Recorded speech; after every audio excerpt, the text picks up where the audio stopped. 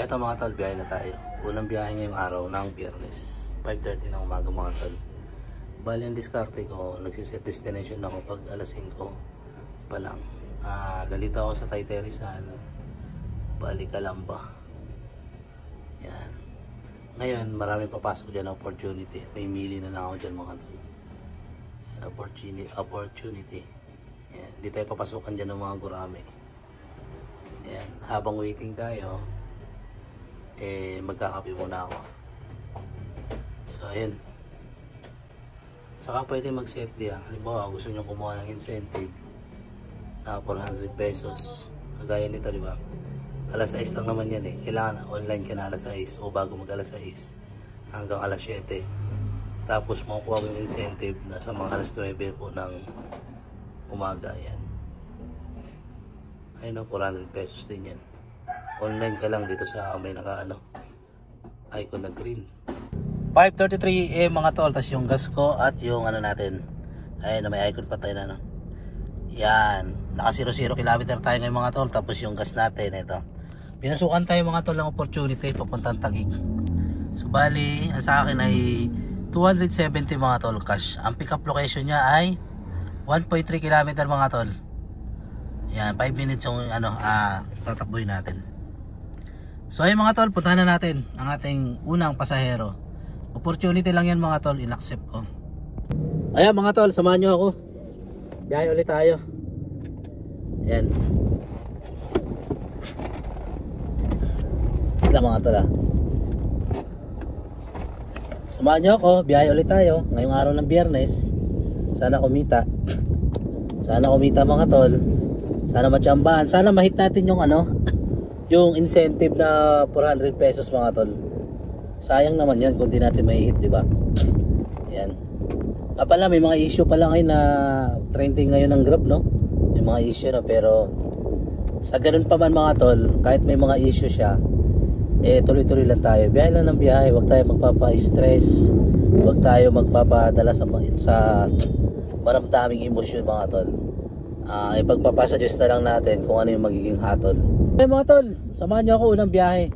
Sana kumita ako ngayong araw na to, Biyernes. Ginawa ko na to, opportunity pumasok to Di ba nakaset di ako kanina na papuntang Calamba? Wala pumapasok. May pumapasok na opportunity, Taguig, pa BGC. Kunin na natin yan mga tol. So ayun lang. 9:04 na mga tol, bali 44.6 km na po natakbo natin. At yung gas natin mga tol, nabawasan na rin. Bali dito na ako ngayon mga tol, bali naka 0 na siya Ibig sabihin mamaya malalaman ko mga 9:30 o 9:40 kung makakapasa ba ako sa incentive o bonus na 400 pesos na makukuha mga tol.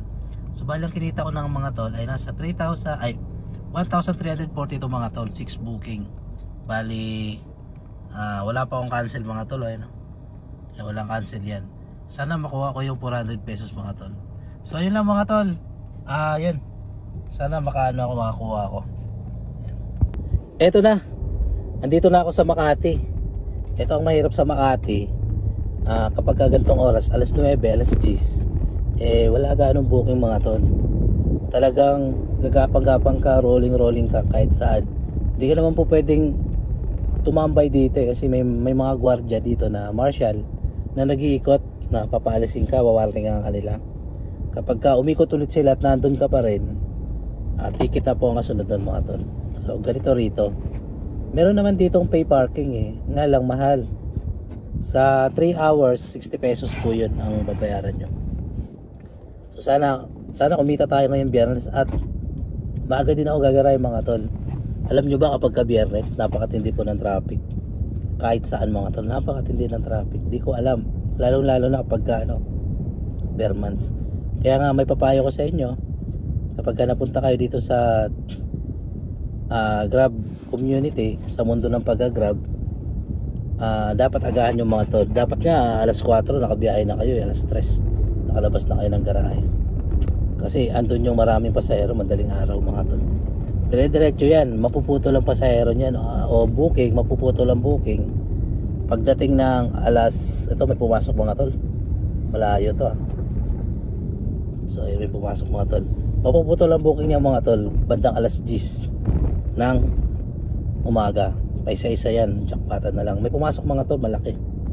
Ito mga tol, pinasukan tayo. Bali 332 yung pamasahe niya. At ang hatid ay saan ba to? Sa Cubao mga tol, Project 1 sa Quezon City. Tama-tama. So ayan, punta na natin mga tol. Baka makakuha pa ng iba. 10:16 mga tol. Bali nandito na tayo sa drop off location. At ang binayaran niya lahat ay 697 kasama yung toll mga tol. Nag-skyway kami. So ayan.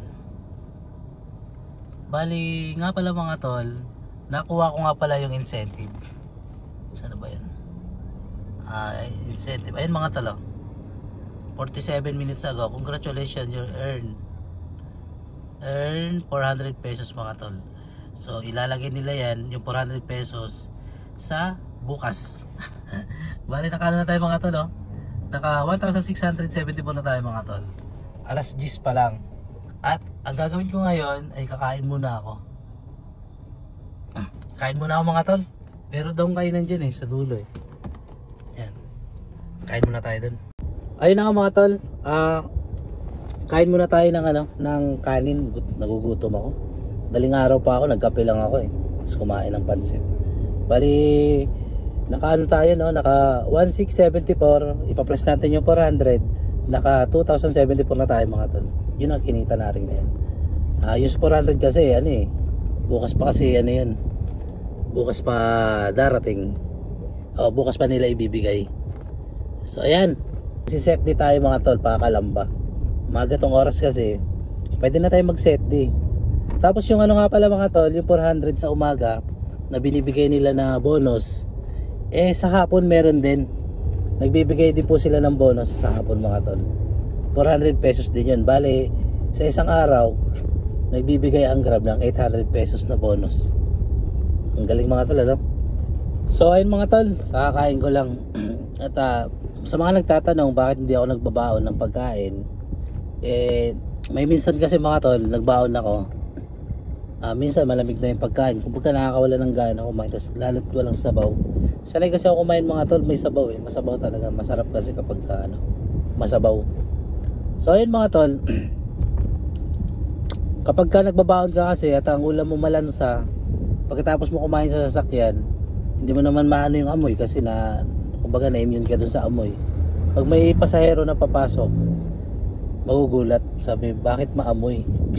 Bakit malansa? So yun ang iniiwasan ko mga tol. Kaya madalas kumakain ako kung saan. Basta ang ginagawa ko, hindi ako gumagamit ng kutsara. Ang ginagamit ko lang yung plastic lang mga tol. Ayaw ko magkutsara mga tol. Isipin mo sino-sino sumusubo ron sa plato bahala na, manalangin na lang tayo mga tol na sana wag tayo dapuan ng sakit mga tol. Lalo't kailangan natin maghanap buhay para ma-arouse tong sasakyan at ma-arouse yung ating pamilya mga tol. Magdadalawang oras na mga tol Bali ngayon na tayo pinasukan ng booking mga tol. Ayan 456 sa akin mga tol, cash.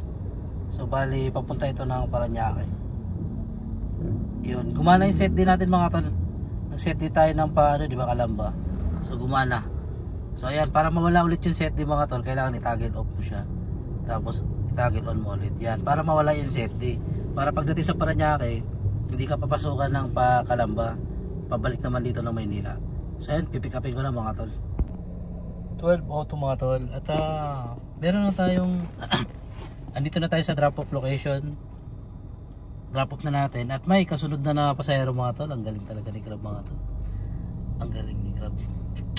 May kasunod na yung pasahero mga tol Ayan 260 meters mga tol ang niya. Pick up, tas 221 cash. Sa akin mga tol na siya, PWD mga tol. Ayan, PWD.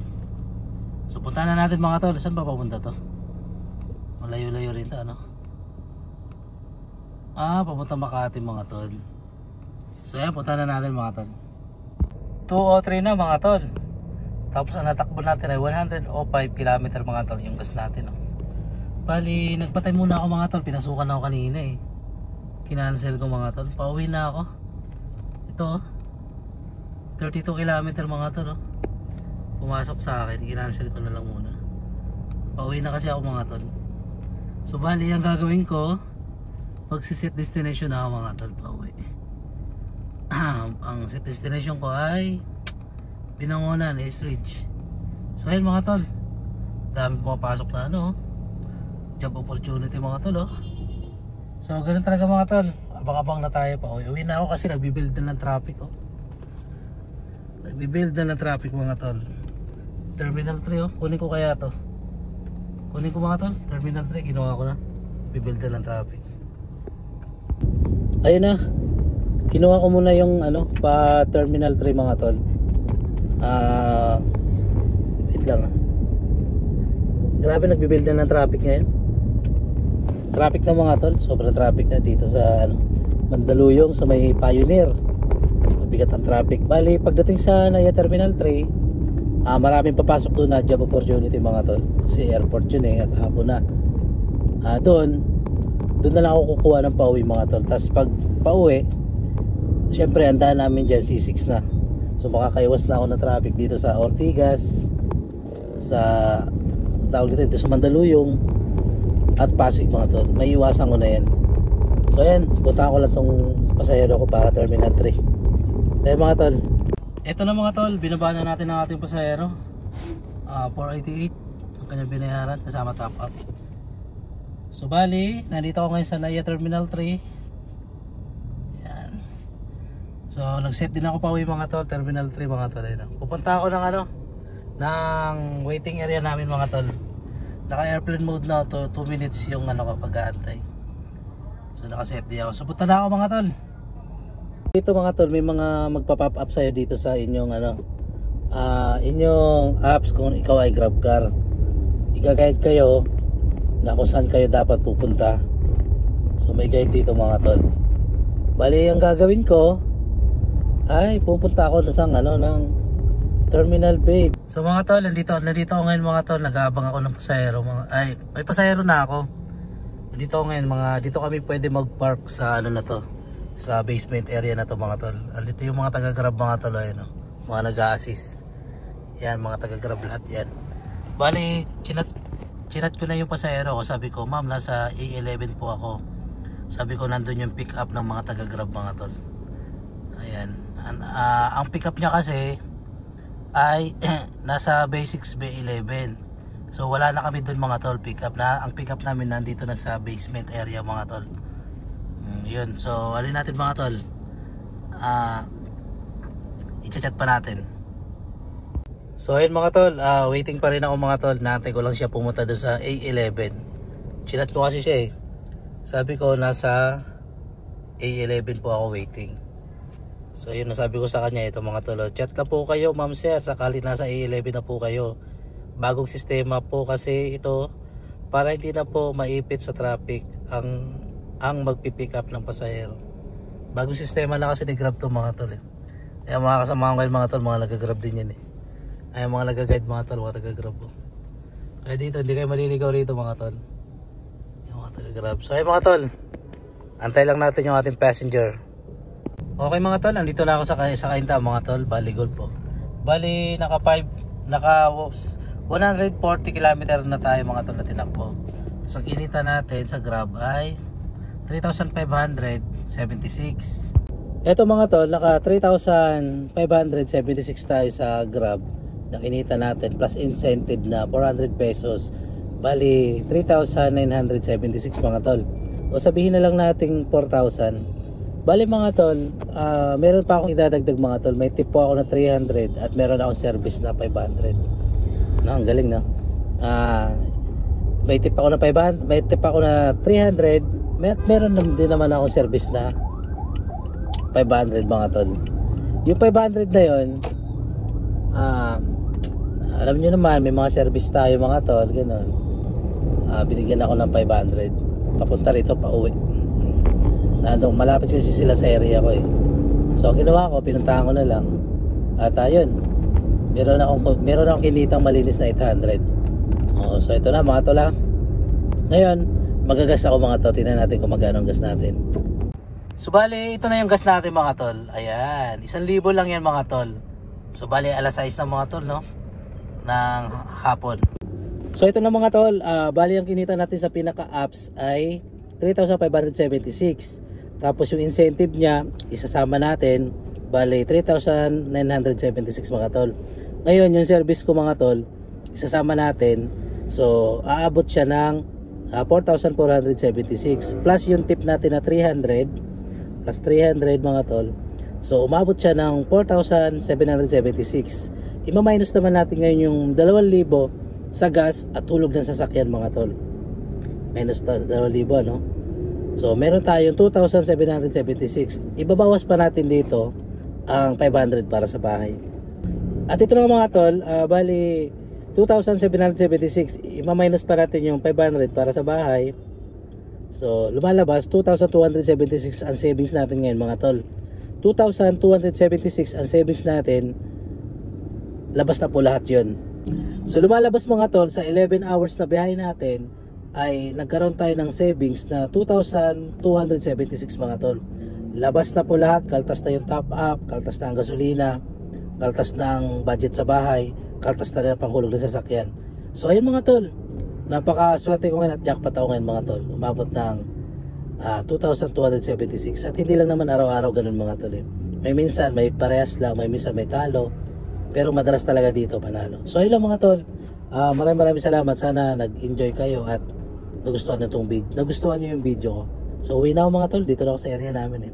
So yun lang, maraming salamat. Thanks for watching.